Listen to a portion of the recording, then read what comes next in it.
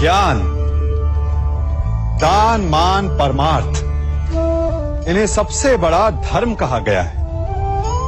और ये धर्म है भी, परंतु धर्म का पालन भी सोच समझ कर करना चाहिए। यूं समझिए कि आपके पास एक बीज है। यदि आप उसे अच्छी माटी में बोते हैं तो वो फलेगा, फूलेगा। उसे देखकर आपको सुख मिलेगा। और यदि आपने उस बीज को कीचड़ में डाला तो क्या वो उगेगा? क्या उसका जन्म होगा? नहीं, वो कीचड़ में सड़कर अपना अस्तित्व खो देगा और कीचड़ का अंश बन जाएगा। और यही नियति ज्ञान, मान, दान और उपकार की भी होती है। सुपुत्र को दिया गया ज्ञान, उस पर किया गया उपकार फलेगा, आपको सुख देगा, अपनी श्रृंखला बनाएगा।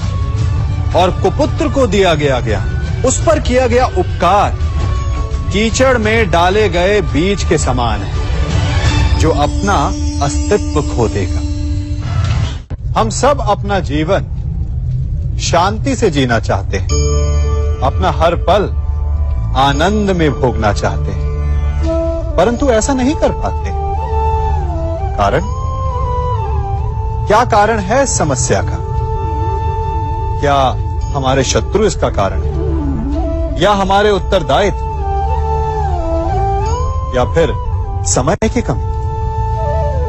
नहीं, कारण है हमारा भय। ये भय कि कोई क्या कहेगा, हमारे विषय में कोई क्या सोचेगा, है ना? हम स्वयं जीते हैं, स्वयं मरते हैं, तो फिर जीते समय संसार की चिंता क्यों करते हैं? हाँ, संसार का अहित ना करें, ये बात अवश्य ध्यान में रखने योग्य है। परंतु संसार के सोच की चिंता करके स्वयं का जीवन नष्ट कर, ये कहां तक सही? जब आप आनंद में नाचें तो ऐसे नाचें कि जैसे आपको कोई देख ही नहीं रहा है। जब आप गाएं तो ऐसे गाएं कि आपको कोई नहीं सुन रहा। स्वयं को संसार समझें और इस धरा को स्वर्ग समझें। यदि अपने जीवन में आप 4 पल भी ऐसे जी पाएं तो आपका जीवन सफल हो जाएगा।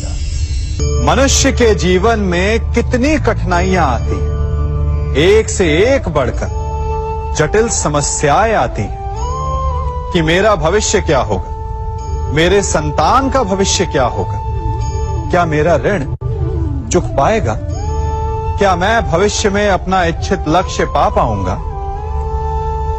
परंतु एक बात बताइए, क्या वास्तव में ये कठिनाइयां, ये समस्याएं इतनी जटिल हैं?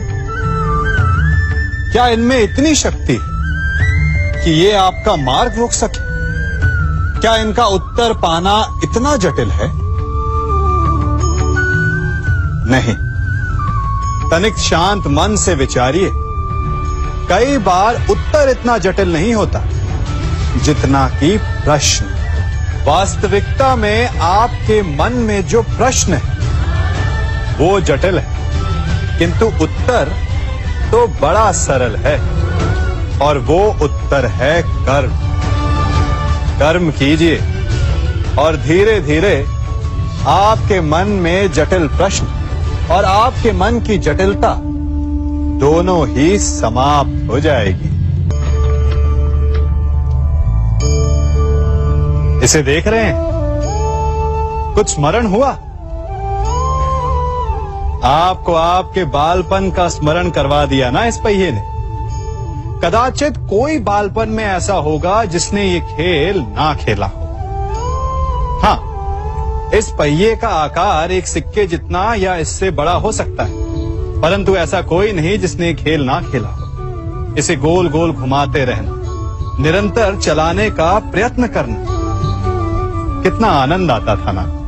हमें उन पहियों के खेल से मिले मनोरंजन का आनंद स्मरण हो आता है, परंतु उन पहियों के खेल से बालपन में मिली सीख हम अधिकतर भूल जाते हैं।